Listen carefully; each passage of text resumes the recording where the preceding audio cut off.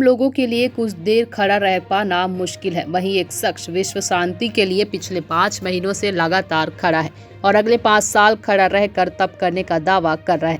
सूरजपुर का एक नागा साधु इन दोनों क्षेत्र में आस्था और चर्चा का विषय बना हुआ है। दरअसल यह साधु सनातन धर्म की जागृति और विश्व कल्याण के लिए पिछले 5 महीने से खड़ा होकर तप कर रहा है और अगले 5 साल तक उसकी यह तपस्या जारी रहेगी। नागा साधु की यह तपस्या आस्था का केंद्र बना हुआ है। झूले के सहारे खड़ा यह शख्स दौलतगिरी नागा साधु है, जो सूरजपुर के नमदगिरी गांव में पिछले 5 महीनों से रेणुका नदी के तट पर स्थित शिव मंदिर प्रांगण में लगातार खड़े रहकर तपस्या कर रहा है। इसके इस तपस्या का उद्देश्य सनातन धर्म की जागृति और विश्व शांति है। उनका दावा है कि अगले 5 सालों तक यह तप करेंगे। दरअसल दौलतगिरी नागा बाबा का असली नाम दिनेश है, जो कोरिया जिले के रहने वाले हैं। जब यह बीकॉम सेकेंड ईयर के छात्र थे, तभी अचानक बीमारी की वजह से इनकी मां की मौत हो गई। अपनी मां की मौत से वह इतना आहत हुए कि उन्होंने संसार के मोह माया को त्याग कर साधु बन गया।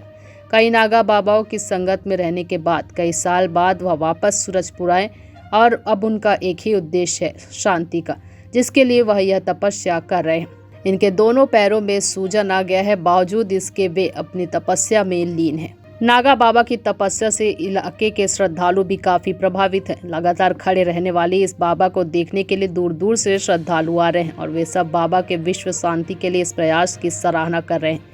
नमदगिरी गांव का यह शिव मंदिर आस्था का केंद्र बना हुआ है, जहां एक और विश्व के कई देशों में जंग छिड़ी हुई है। वहीं एक संत के द्वारा विश्व शांति के लिए इतनी कड़ी साधना करना निश्चित ही काबिल तारीफ है।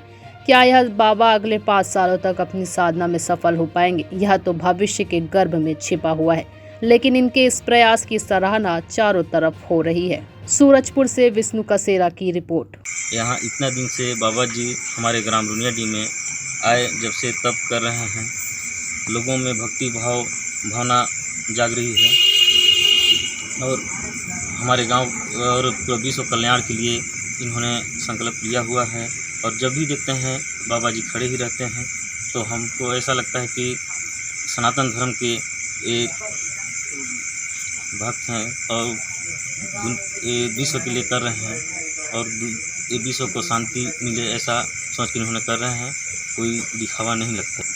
बाबा यहाँ पे जो तपस्या कर रहे हैं, जो हमारे विश्व कल्याण के लिए संकल्प लिए हुए हैं, जो अपनी शारीरिक मेहनत से या शारीरिक क्षमता के आधार पर विश्व कल्याण के लिए उन्होंने इस तरह से तपस्या कर रहे हैं। मैं भी इस मंदिर में सुबह शाम आता हूँ और बाबा में देखता हूँ तो हमेशा खड़े ही रहते हैं।